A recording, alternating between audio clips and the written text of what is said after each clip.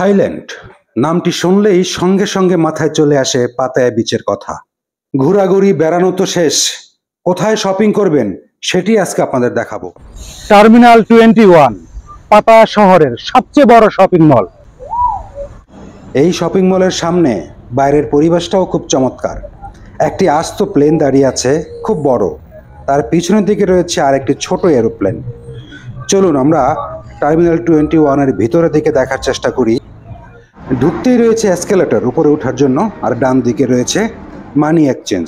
যারা শপিং করতে আসবেন নিশ্চয়ই ডলার চেঞ্জ করে ধাই বাদ করে নেবেন। ঢুকেই সবাই তাকিয়ে থাকে এই পাহাড়ের দিকে, লাগেজের পাহাড়, খুব চমৎকার লাগে দেখতে। রয়েছে ইনফরমেশন ডেস্ক। চলুন আমরা উপরে উঠে যাই এসকেলেটর দিয়ে। H&M বিখ্যাত ব্র্যান্ড। এই শপিং মলের সবগুলো ফ্লোরে আমি ঘুরেছি।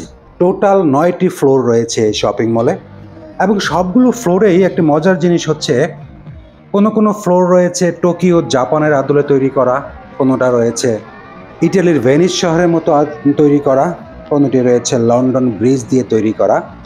সো এই শপিং মলে ঘুরতে এসে আপনি ইউরোপের খুব চমৎকার এবং বিখ্যাত নিদর্শনগুলো এই শপিং মলেই দেখতে পাবেন। চাইলে পাশে দাঁড়িয়ে ছবিও তুলতে পারবেন।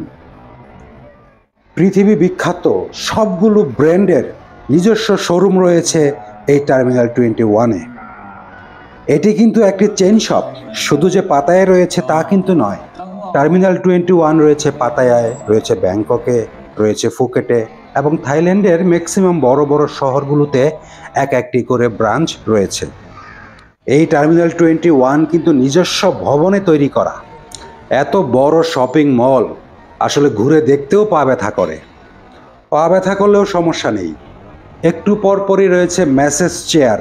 আপনি চাইলে 20 বাতের মাধ্যমে আপনার শরীর অথবা পা ম্যাসেজ করিয়ে নিতে পারেন।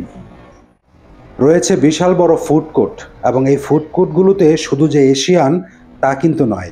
এশিয়ান, ইউরোপিয়ান, আরাবিয়ান, পৃথিবীর সব দেশের লোকই এখানে আসে শপিং করতে, এবং পৃথিবীর সব দেশের লোকই যেন এখানে তাদের কমন খাবারগুলো খুঁজে পায় সে ব্যবস্থা এখানে রয়েছে। রয়েছে সিনেপ্লেক্স। শপিংয়ের পাশাপাশি সিনেমা দেখতে ইচ্ছে করলেও সেটিও এখানে পাবেন।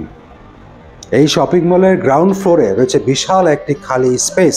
এখানে প্রায়ই বিভিন্ন প্রোগ্রাম লেগেই থাকে। আগেই বলেছি এই শপিং মলের সব বিখ্যাত দামি দামি ব্র্যান্ডেড শপ। সুতরাং এইখানে শপিং করতে চাইলে অবশ্যই খরচের ব্যাপারটা মাথায় রেখেই আসতে হবে। আজকে এই পর্যন্তই। আশা করি এই ভিডিওটি আপনাদের ভালো লেগেছে।